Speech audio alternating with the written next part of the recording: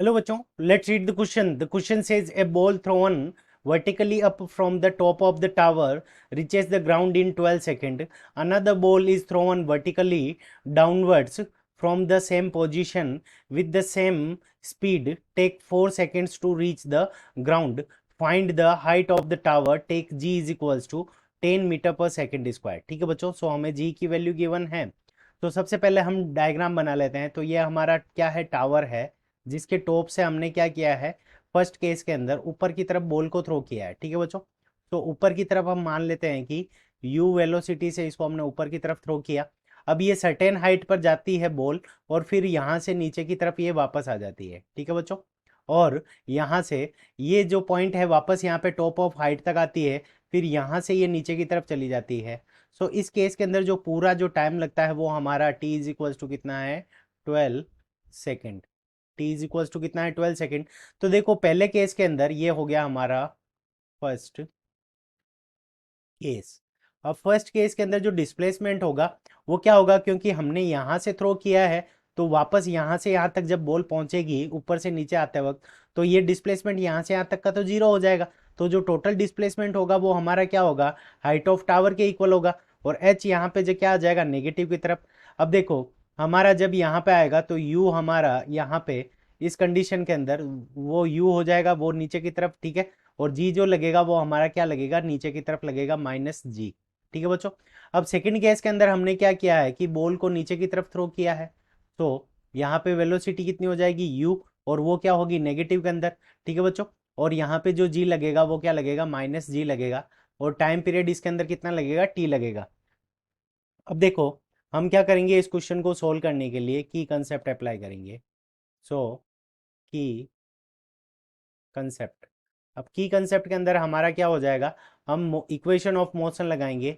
S is equals to U T minus half G T square. यहाँ पे minus किस लिए आया, क्योंकि जी क्या लग रहा है, नीचे की तरफ लग रहा है. ठीक है बच्चों, तो सबसे पहले हम क्या करते हैं, फॉर फर्स्ट केस. तो फर्स्ट केस के लिए हम इसको सोल्व कर लेते हैं. So S is equals to, यहाँ पे डिस्प्लेसमेंट कितना होगा, minus H is equals to U की वैल्यू हमारे पास कितनी है, तो यू की वैल्यू हमें गिवन नहीं है, पर टाइम पीरियड कितना लग रहा है, 12 लग रहा है. सो यू 12 माइनस हाफ जी की वैल्यू हमें गिवन है. तो जी की वैल्यू अगर हम यहाँ पे रख लेते हैं 10, और T square is equals to, हमें टी टाइम पीरियड टी भी कितना दे रखा है, 12 second. So half 10 multiplied by 12 square. ठीक है बच्चों, सो अब यहाँ से हमारे पास में जो इक्वेशन आ जाएगी वो क्या आ जाएगी, minus H is equals to 12 U, और यहाँ से हाफ से इसको कैंसिल कर देंगे.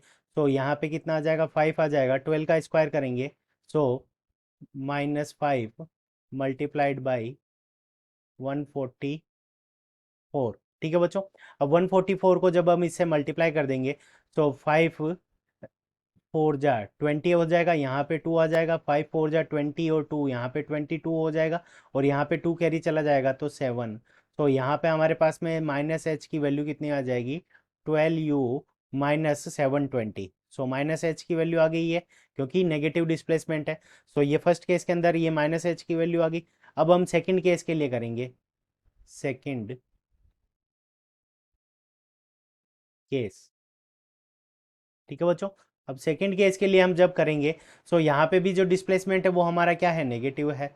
सो minus H is equals to, अब देखो u है जो इस केस के अंदर जो वेलोसिटी है वो हमारी नीचे की तरफ है, नेगेटिव वाइट डायरेक्शन के अंदर, तो यहाँ पे क्या लेंगे, minus you minus half G T square. ठीक है बच्चों, अब यहाँ पे टाइम पीरियड कितना लग रहा है हमारा, वो 4 सेकेंड लग रहा है, और u की वैल्यू हमारे को कितनी गिवन है, यू टी आएगा, sorry, u multiplied by T.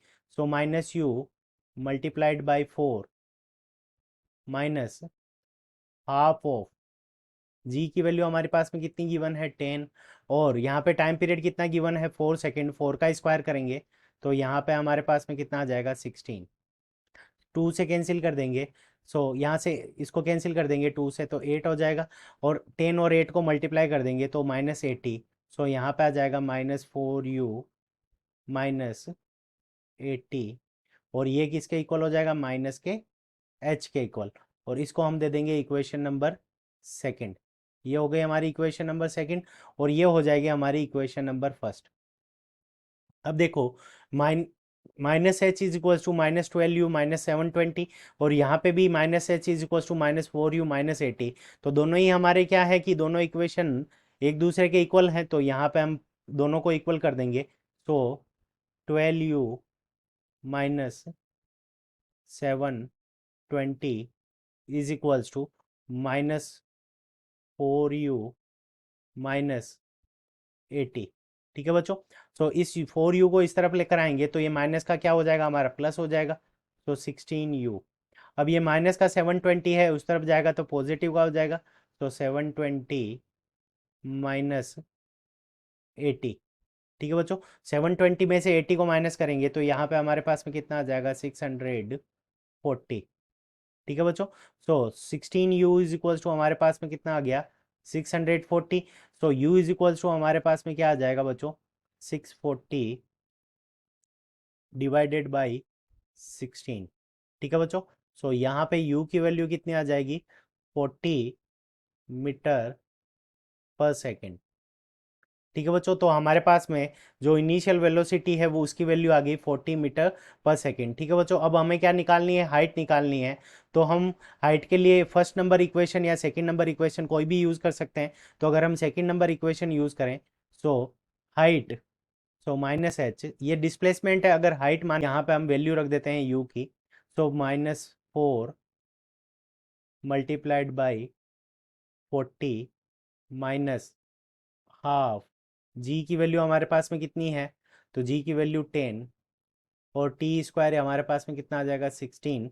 इसको हम कैंसिल कर देंगे तो यहाँ से ये कैंसिल होकर क्या आ जाएगा, 8। सो -80, और यहाँ से हमारे पास में 4 मल्टी -40, तो यहाँ से कितना आ जाएगा, -60, -160 और -180 इज इक्वल्स टू, ये किसका होगा, माइनस के एच के।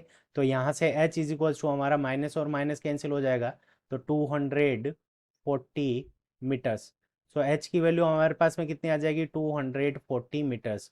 तो 240 मीटर्स हमारा क्या हो जाएगा, करेक्ट आंसर हो जाएगा। Height is equals to 240 metres. So this is our correct answer. I hope you understood it well. Best of luck. Thank you.